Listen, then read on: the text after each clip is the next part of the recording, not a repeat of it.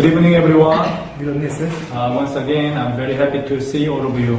Even this evening, we are going to have this time to share the word.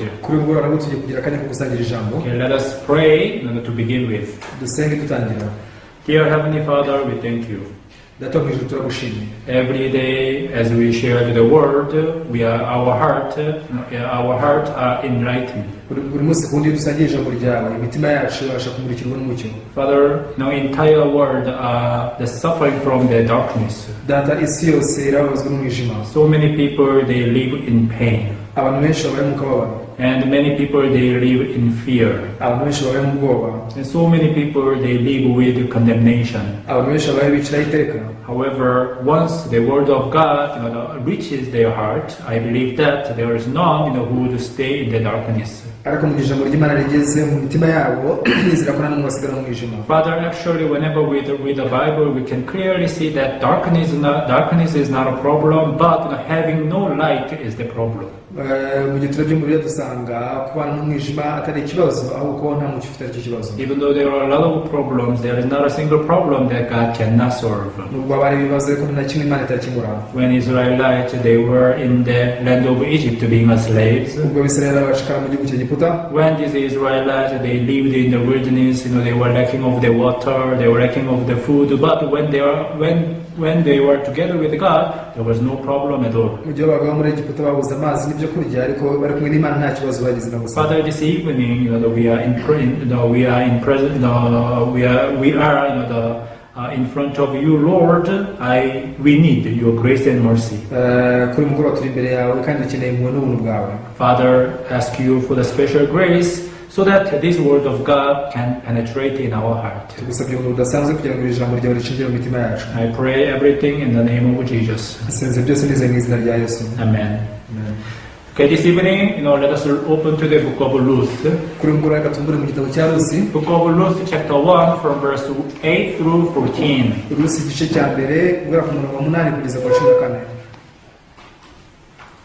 Okay, let us read.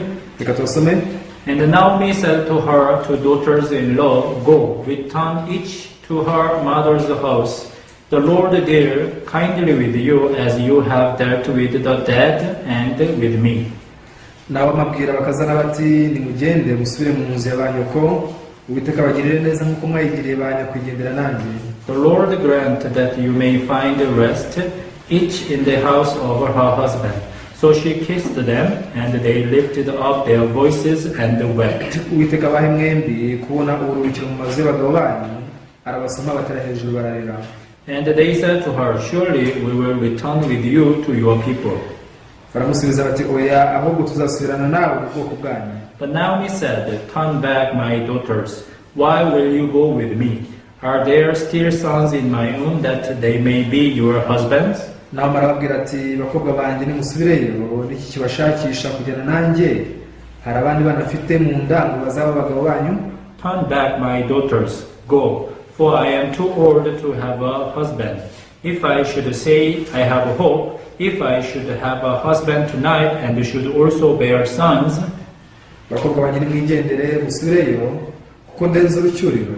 Navuga ndabiringiye ndetse naho nabona umugabo iri joro nkazabyara abahungu. Would you wait for them till they were grown? Would you restrain yourselves from having husbands? No, my daughters, for it grieves me very much for your sakes that the hand of the Lord has gone out against me. Ibyo byatuma mubarindira kugeza bazakurira, ibyo byatuma mudashaka abagabo, bye kuba bityo bakobwa banjye, kuko mbabarira cyane, erega Uwiteka bangura ukuboko kundwanya. Then they lifted up their voices and wept again, and Orpah kissed her mother-in-law, but Ruth clung to her. Barongera batera hejuru bararira, Orpah asoma nyirabukwe, Ruth we amubaha akaramata. Even though there are many people who believe in God in this world, but it is not that everyone received the true salvation. Many people say that they believe in God, but they still remain sinner. The Bible clearly says whoever believes in Him should not perish but have everlasting life. We can find so many churchgoers, so many people who call themselves themselves Christians. dushobora kubona abantu benshi bajya mu rusengero kandi bita abakristo. But if you ask the people about the eternal life, everlasting life, people have like the confusion in their heart. Ariko ibajije abantu iby'ubugingo buhoraho usanga bafite urujijo mu mitima yabo. Since people do not have the clear assurance in their heart about eternal life, bitewe nuko nta cyizere gihamye cy'ubugingo buhoraho bagira mu mitima yabo. That's why the people they like to say that nobody knows. Nicyo gituma bakunda kwivugira bati ibyo rwose ntawe ubizi. Maybe the day when I stand before God, I will know. cyangwa bati nzabimenya umunsi nzahagaze imbere y'Imana. The reason why people do not have the clear assurance of their salvation is because they do not believe in God only. Impamvu abantu nta cyizere cy'agakiza bagira nuko batizera Imana yonyine gusa. In other words, that they believe in God as well as their thought. Abandi bagabo bizera Imana ndetse n'ibitekerezo byabo. If you want to experience God in your daily life, ushaka kubona Imana mu buzima bwawe buri munsi. If you want to receive the preparation of God in your heart, ushaka kubona imyiteguro y'Imana mu mutima wawe. If you really want to receive the holiness of God and righteousness of God, ushaka kubona kwera kw'Imana no gukiranuka kwayo. One thing that you need to do is to believe in God only. Most of the people, they believe in God, but at the same time they believe in their thought as well. I believe that all of you believe that Jesus Christ died for your sins. Even people like to sing about that. What can wash my sins away? And nothing but the blood of Jesus. Jesus is my Savior. That He took all my sins. He is my Savior. Jesus never failed. You see that people like to sing and people like to talk about the blood of Jesus. But at the crucial moment, they add their thought and they follow their thought. Yes, Jesus at the cross, He said that it is finished. But very funny thing is, the sin in the heart of the people was not finished yet. And now the people compromise with their thought that, yes, Jesus died for my sins, it is true, but I am still in the world and there is a power of Satan, therefore I am a sinner.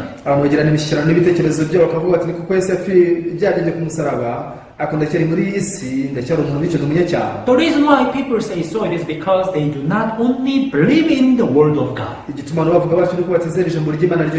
you want to receive the blessing of God and the grace of God, you need to believe in the word of God only. But most of the people, they believe in the word of God as well as their rightful or understandable the thought. I believe that the king called Saul. He was the first the king of Israel. One day God told King Saul, you go to the Amalek, destroy everything. Do not spare anyone, even anything.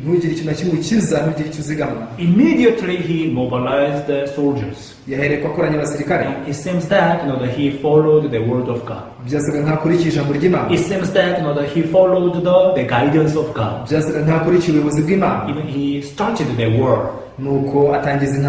His soldiers began to kill the Amalek. The problem is what? When he saw that the good cattle and animals. Now you see that he began to have the one thought.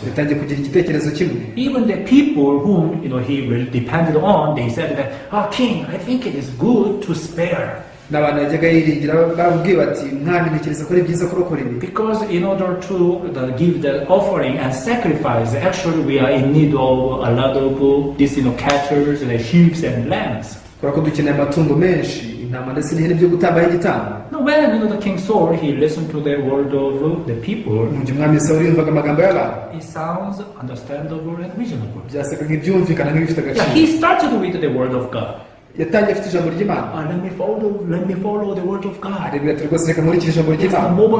mobilize the soldiers. Akoranya ingabo Go and attack the Amalek. bagaba igitero ku Bamaleki. Yeah, when people listen to the word of Jesus and the works of Jesus in the Bible, Iyo banumvise ijambo ry'Imana n'imirimo ya Yesu muri Bibiliya, yes, Jesus Christ came down this world for our sins. baragira bati kuko Yesu yaje hano muri isi z'ibyaha Yes, byacu. Jesus Christ, He's the Son of God. Nibyo kuko Yesu ni umwana w'Imana. Jesus is our Savior. Yesu ni umukiza wacu. Yes, He took all of our sins. yikoreye ibyaha byacu He byose. died on the cross. Yapfiriye ku Yes, musaraba. He is my Savior. Ni umukiza wanjye. However, nyamara you see that every day I commit sin. buri munsi wose nkora ibyaha. How can I say that I'm righteous? nahangara nte kuvuga ko ndi How can umukiranutsi? I say that I am holy? nahera mvuga ko nera. It is impossible for one to be holy like God. ntibishoboka ko umuntu yakwera nk'Imana. People who say that that they are holy like God, these people they are very much arrogant. abavuga kubera nk'Imana abo ni abibone cyane. Well, let's think about it. ariko nimureke tubitekerezeho. Who can enter into the heaven? ni umuntu ki ushobora kwinjira mu ijuru. Heaven is where God lives. ijuru ni aho Imana iba. And in order for you to enter into the heaven where God is, kugira ngo ujye mu ijuru rero aho Imana iba, you should have the same holiness and same righteousness. usabwa kuba ufite kwera nk'ukwayo no gukiranuka Why? Because God is holy and God is righteous. kubera ikikora ko Imana yera kandi ikiranuka. God is a God cannot dwell with evil. Imana ni Imana itabasha kubana n'ikibi. If you have sin in your heart and standing before God, wowe ufite icyaha mu mutima ugahagarara imbere y'Imana, immediately you would die. ako kanya wahera gupfa. I hope that you know this the tabernacle. ndamya neza ko umunsi w'ubuturo bwera. No, if you see the tabernacle, uramutse witegereje ubuturo bwera, there is a two place inside of the tabernacle. ubuturo bwera habaga hariho ibyanya bibiri. The first place is the holy place, and the second place the most holy place. hamwe ni ahera, ahandi ni ahera cyane. There is the ark of testimony. aho habagamo isanduku y'ibihamya. There is where God is. aho ni Imana yabaga. The most holy place. ahera cyane. If any of you enters in that place having sinned, you would immediately die. hageze uwinjira aho ngaho afite icyaha yagomba guhita apfa. That's why it is not that anyone can enter into that place. niyo mpamvu atari umuntu wese waba yemerewe kwinjiramo aho ngaho, Only high priest, keretse umutambyi mukuru even gusa. once a year, a day of atonement. kandi nawe akajya rimwe mu mwaka ku munsi w'impongano. But even the high priest, before entering that place, he must kill the animal to have his sin washed and paid completely. umutambyi mukuru yinjiragamo amaze kwica itungo, nuko akeza ibyaha bye byose. But so many people, even though they follow the word of God, but they add their own thought. nyamara abantu benshi ubwo bakurikira ijambo ry'Imana bagerekaho ibitekerezo byabo. Jesus is my Savior. bati Yesu ni umukiza wacu. Jesus died for my sins. Yesu yapfiriye ibyaha byanjye. But ariko I am in the world. ndi mu isi, I commit sin every day. nkora ibyaha buri munsi. Hey, how can I say I'm perfect righteous? ntahangara nte kuvuga ko ndi umukiranutsi Yeah, these utunganye. people who say that I'm holy, I am righteous, these people, they are crazy. aba bavuga ko ari abakiranutsi ko bera ni abasazi. These people, they interpret the Bible according to their standard, according to their rightful thought. abantu basobanura Bibiliya bagendeye ku myumvire yabo n'ibitekerezo byabo bita ukuri. If you read the book of Revelation, bisomye mu gitabo cy'ibyahishuwe, the Bible says, you are neither cold nor hot. aho biravuga ngo kuko udakonje kandi ntubire, You are lukewarm. urakazuyazi. And the Bible says, I will vomit you out of my aho mouth. bikavuga ngo nzakuruka. What does this mean? ese ibyo ni ukuvuga iki? You are lukewarm. urakazuyazi. How can you make a warm water? ese ni gute wagira amazi y'akazuyazi? When you mix hot water with the cold water, it becomes warm. iyo uvanze amazi ashyushye nahoze ahinduka akazuyazi. Now, so many people, they said that, you see that I'm a good believer. abantu benshi baravuga ati genda umwizera mwiza, Yet the Bible clearly says you are evil continually. nyamara Bibiliya ivuga kuri mubi gusa kugeza iteka. Which means people do not know their true image.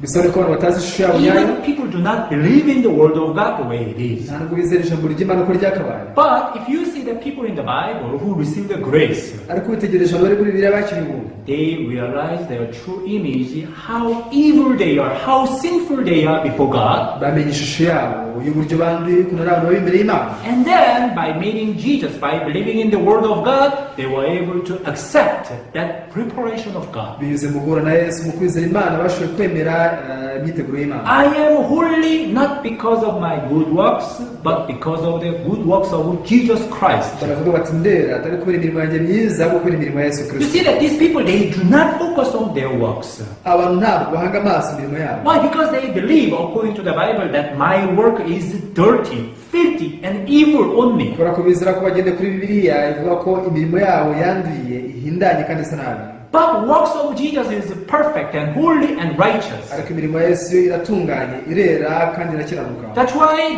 but because of the works of Jesus, I become the righteous and I become the holy. Ni mpamvu nabaye umukiranutsi mba uwera bw'imirimo ya Yesu. This is the testimony of Apostle Paul. Ubu nibwo buhamya bw'intumwa Pawulo. I was really dirty and the sinner out of even among the sinners I'm the chief. Ati nari umuntu wanduye umunyacyaha kandi mu banyabyaha ni njye w'imbere. But because of the works of Jesus, ariko kubw'imirimo ya Yesu I am justified. narasindishirijwe. I am sanctified. narejejwe. This is the testimony of Apostle Paul. Ubu nibwo buhamya bw'intumwa Pawulo. But so many people, they mix their thought with the word of God and they thinking that they believe in God. abantu benshi bavanze ibitekerezo byabo n'ijambo ry'Imana bakibwira ko bizera Imana. I want us to open the one scripture in the Bible, ndashaka ko tumbura icyanditswe kimwe muri Bibiliya, the book of James chapter 1 verse 6 to 8. mu gitabo cya Yakobo igice cya mbere umurongo wa 6 n'8.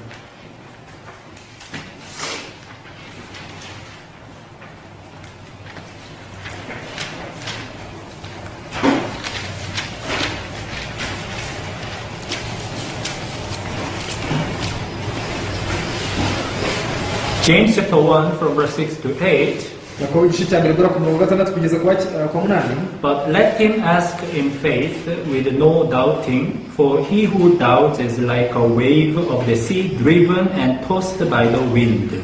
ariko rero asabe yizeye ari ntacyo ashidikanya, kuko ushidikanya ameze nk'umuraba wo mu nyanja ujyanwa n'umuyaga ushushubikanwa. For let not that man suppose that he will receive anything from the Lord. umeze atyo kwibwira ko azagira icyo ahabwa n'umwami Imana. He is a double-minded man, unstable in all his ways. kuko umuntu w'imitima ibiri anamuka mu nzira ze zose. Now here the Bible says that this person is the double-minded man, hano bivuze ko uyu muntu ari umuntu w'imitima ibiri and he cannot receive anything from God. kandi ko ntacyo yahabwa n'Imana. Why do you think why do you think you did not have the eternal life? iki kigutera kwibwira ko udafite ubugingo buhoraho? If you did not have the eternal life, there must be a reason. niba nta bugingo buhoraho ufite agomba kuba ari impamvu. Now you see, God is willing to give you the eternal life. Imana ishaka kuba ubugingo buhoraho. God is willing to give you the holiness. Imana ishaka kuba kwera. God is willing to give you the righteousness. Imana ishaka kuba gukiranuka. God is willing to give you the eternal redemption. Imana ishaka kuba gucungurwa kw'iteka. However, ariko the reason why you don't have them, impamvu ntabyo ufite, it is because you are a double-minded man. ni ukora kuri umuntu w'imitima ibiri. Now you see that in order for us to receive the preparation of God, gift of God, kugira ngo twakire imyiteguro y'Imana cyangwa se impano z'Imana, we are requested to believe in Him only. dusabwa kuyizera yonyine gusa.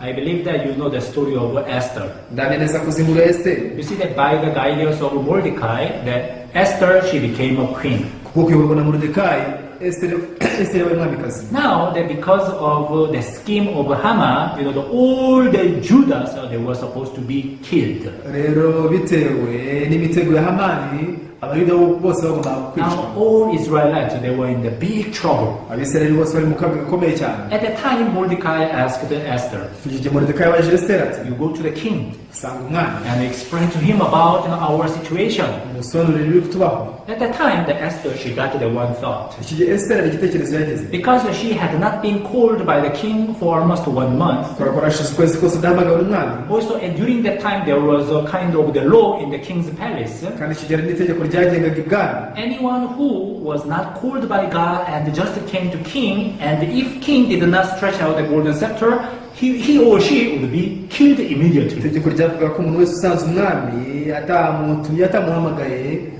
mu gihe atamuramburiye atamutunze inkoni y'izahabu yagomba guhita yicwa Now, umwami. Esther, she got the thought. ako kanya Esiteri hari igitekerezo yagize. I have not been called for 1 month. ati sinari natumwaho hashize ukwezi kose. What Mordecai asked me is something the non-understandable. ibyo Moridekayi yansabye ni ibintu bitumvikana. Because he did not know the rules of the king. buriya nuko atazi amahame y'ibwami. That's why that he just said so. iki gitumye avuga atyo. So now you see that in the beginning, Esther, she only followed the guidance of Mordecai. bigitangira Esiteri yakurikiye ubuyobozi bwa Moridekayi. But after she became a queen, now you see that Esther, she also added her own standard. ariko amaze ku mwamikazi Esiteri yongeyeho nawe ishingiro rye. Now, the Esther in the beginning, she was kind of rejecting. bigitangira Esiteri arimo kubyanga. At the time, Mordecai rebuked her. Icyo gihe Moridekayi aramucyaha. Don't think that you will be safe. Ati ntibwire ko rero uzarokoka. Even if you did not listen to me, Kora ko mutanyumva, if you did not go to the king, udasanga umwami, God will do, prepare another way of salvation. nta kizabuza ko umwami Imana dutabara binyuze mu zindi nzira, But you and your household will be destroyed. ariko nawe mu rugo rwawe muzarimbuka. Don't think that you are unsafe. Ntukibwire ko nawe utekanye. Now, at that time, Esther, she could realize that I was following my own thought. Iki gihe Esiteri yaje kumenya kuko najyaga nkurikira ibitekerezo byanjye. And she changed her heart. Nuko ahindura umutima we.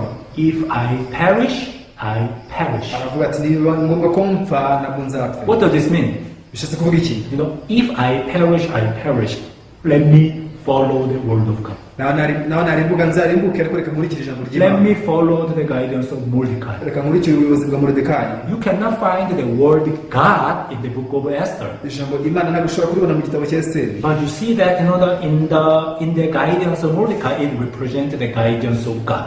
Ariko mu ijambo rya Moridekayi hashushanya ubuyobozi bw'Imana. Now Esther, even though it was not understandable and reasonable, but Esther, she received the guidance of Mordecai. Ubwo bitumvikanaga, ariko Esiteri yakiriye ubuyobozi bwa Moridekayi. Now there is a certain point that Esther, she only relied upon and believed that guidance of Hari Mordecai. ikintu Esiteri yiringiye cyangwa se yizeye mu buyobozi bwa Moridekayi. And then, Hanyuma as you know very well, God worked through Esther, and all people in Judah, they were able to be saved. mu bizima yakoreye muri Esiteri, nuko abantu bose b'Abayuda bashobora kurokoka. Today I read the book of Ruth. Uyu munsi nasomye igitabo cya Rusi. I want to talk about these two ladies, Ruth and Orpah. Ndashaka kuvuga kuri abagore babiri, umwe ni Rusi undi ni Orpa. They are the ladies from the Moab. Aba bari abagore b'Imowabu. I think that you know that Moab is the cursed country actually. Ndibaza ko musanzwe muzi ko Mowabu ari igihugu cyavumwe. God has already said that no one from Moab they are allowed to join the assembly of God. Imana yavuze ko nta Mowabu n'umwe wemerewe kuzajya mu ikoraniro ry'Imana. They are Gentiles. Bari abanyamahanga. That's why even for them to go to the Bethlehem together with their mother-in-law Naomi, actually it is something very unusual. Ni nayo mpamvu ko bajya i Betelehemu bakurikiye nyirabukwe Naomi cyari ikintu kidasanzwe. Actually, in the beginning, both Ruth and Orpah, they said that, oh, mom, no, we will go with you. Bigitangira ari Orpa ndetse na Rusi bose bavugaga bati tuzajyana nawe.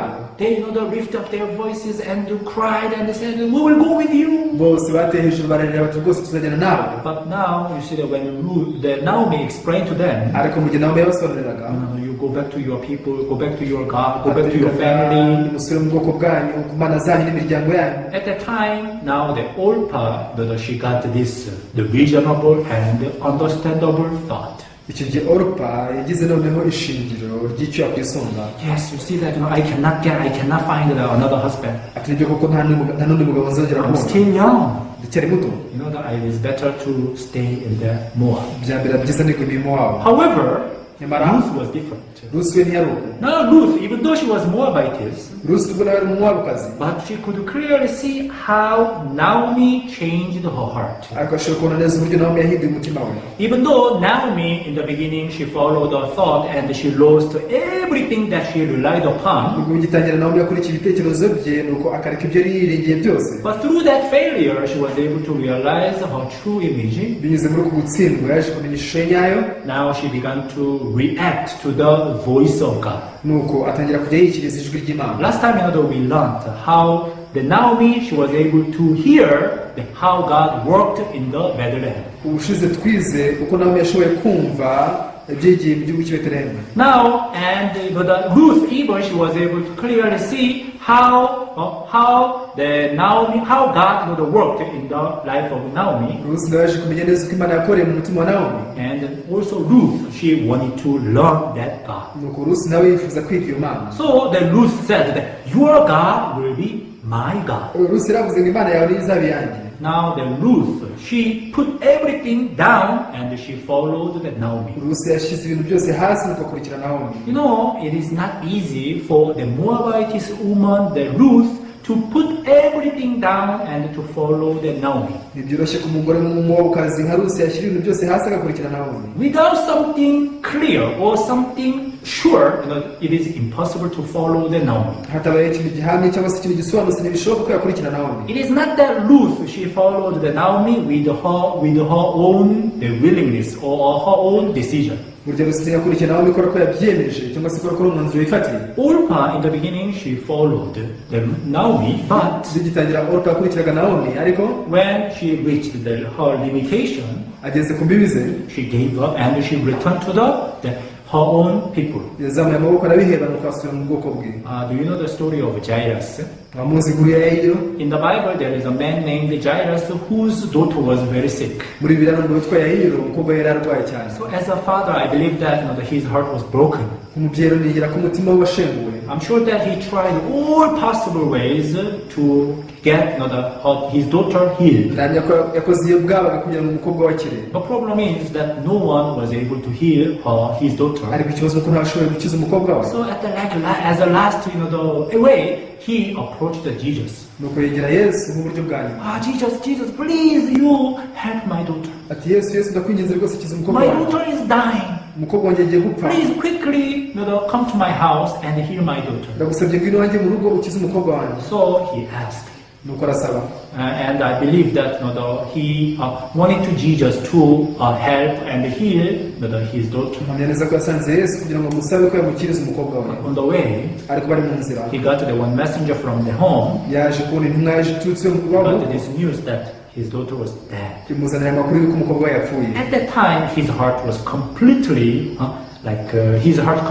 crumbled down. muri iki gihe umutima we wose wese ushenguka burundu. Even the faith towards the Jesus, the hope towards the Jesus was completely finished. n'icyizere yari afite Yesu n'ibyiringiro yari afite Yesu byose byahereye kubishira. Now there is a certain point where Jairus, he put himself, put himself into the Jesus. hari igihe ahantu runaka rero Yayiro yishyize muri Yesu. Jesus, please, you come and help my daughter. Yesu ndagusabye ngwino ukize umukobwa wanjye. So he pushed Jesus. yasunitse Yesu.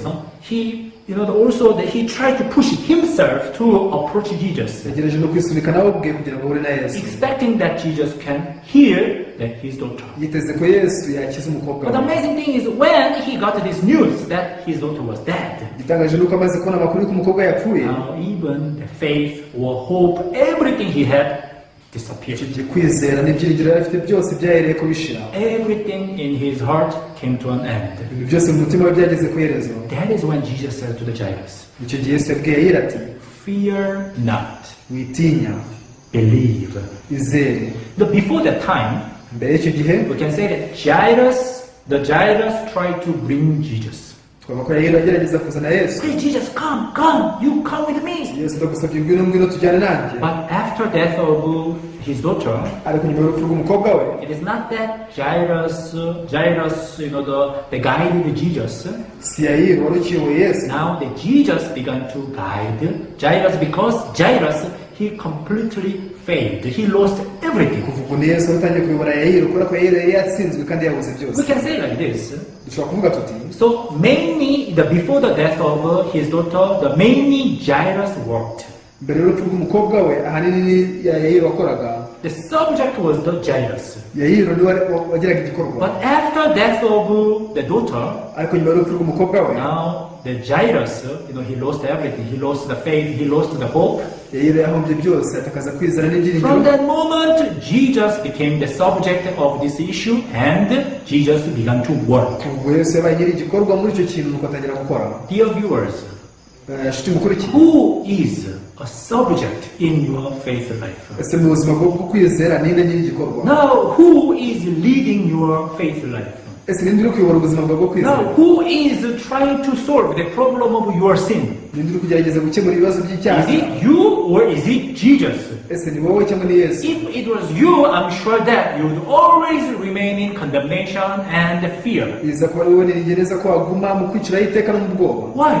kuki? Because you have no ability. kubera ko nta bushobozi ugira. But ariko if Jesus became the subject and the master in your spiritual life, ariko niba Yesu ari we wihindutse nyiri igikorwa akaba anashoboje mu buzima bwawe for your sin problem, bw'ibyaha byawe, even for any kind of problems in your daily life. ikintu kibazo icyo ari cyo cyose mu buzima bwawe bwa buri munsi. Are you lacking of money? Ese urabuza Are you amafaranga? lacking of the boldness? Ese ubuza ubushizi bw'amanga? Are you lacking of the peace? Ese ubuza amahoro? Even if you are lacking of anything in your life, nawe buri kintu icyo ari cyo cyose mu buzima bwawe, if you believe that Jesus is your master, uramusubize ko Yesu ari shobuja, and if you believe that Jesus is responsible for you, wize ko Yesu ari wirengera ibyawe, I am very much sure that Jesus will fulfill anything you need. bizera neza ko Yesu azasohoza ibintu byose ukeneye. But in order for Jesus to work in your life, ariko kugira ngo Yesu akorere mu buzima bwawe, you are asked to believe in Him only. usabwa kumwizera wenyine gusa. This is important. Icyo ni ikintu cy'ingenzi. But in order for you to believe in God, believe in the Word of God only, ariko kugira ngo wizere Imana, wizere ijambo ry'Imana gusa, actually you need to have something very believable and faithful. ukeneye kuba ufite ikintu cyo kwizerwa. What is the faithful? Ese icyo kwizerwa ni iki? Your feeling, your emotion, and your calculation? No, these things are not faithful at all. ibyo wiyumvamo, amarangamutima yawe, imibare yawe, ibyo byose si byo kwizerwa. Why? Because your thought, your emotions, and your calculation, these things are changeable. Kora ku bitekerezo byawe, amarangamutima yawe, ndetse n'ibyo wiyumvamo byose ibintu bihinduka. It can change at any time. bishobora guhindagurika igihe icyo ari cyo cyose. However, nyamara there is one thing which never changes. hari ikintu kimwe kitajya gihinduka. What is that? icyo ni igiki? That is the promise of God, the Word of God. ni isezerano ry'Imana cyangwa ijambo ry'Imana. Dear viewers, nshuti mukurikiye, if you keep this promise of God in your heart, uramusugumanira isezerano ry'Imana mu mutima wawe, and believing this promise of God, not mixing with your own thoughts, ukizera isezerano ry'Imana utarivanze n'ibitekerezo byawe, in whatever situations, mu bihe ibyo ari byo byose, even if you walk in the darkness, nawe wagendera mu mwijima, if you remember the promise of God, uramusibutsa isezerano this ry'Imana, promise of God will protect you. isezerano ry'Imana rizakurinda. So many people, nyamara abantu benshi, even though they said the promise of God, the Word of God, nubwo bavuga ngo ijambo ry'Imana ari isezerano ry'Imana, when they are in a certain situation, iyo bari mu bihe runaka, they just compromise with their thought. bapfa kwemeranya n'ibitekerezo byabo, Maybe God is not working for me. batayeho n'Imana n'inkorera, Probably God is not helping me. cyangwa se ngo hari Imana ntifasha, Probably that God has forsaken me. God has thrown me away. hari Imana ishobora kuba yarantereranye ikanjugunya. And from that moment, people they try to handle each and every issue by themselves. abantu batangira kwikemura ibibazo byose bonyine ku bwabo. Let us open to the book of Isaiah, chapter 40, tumbure mu gitabo cya Yesaya igice cya 40, from verse 6 through 8, guhera ku murongo wa 6 kugeza ku 8, and I will conclude. hanyuma nsoze.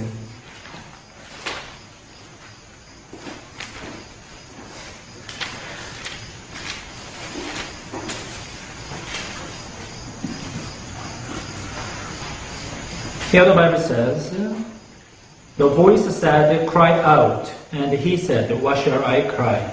All flesh is grass, and all its loveliness is like the flower of the field.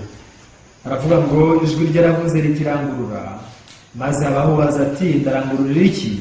Abantu bose bameze nk'ubwatsi, n'ubwiza bwabo bwose bumeze nk'uburabyo bwo ku gasozi. The grass withers, the flower fades, because the breath of the Lord blows upon it. Surely the people are grass. ubwatsi buraraba, uburabyo bugahunguka, kuko umwuka w'Uwiteka ubuhushyeho, ni ukuri abantu ni nk'ubwatsi.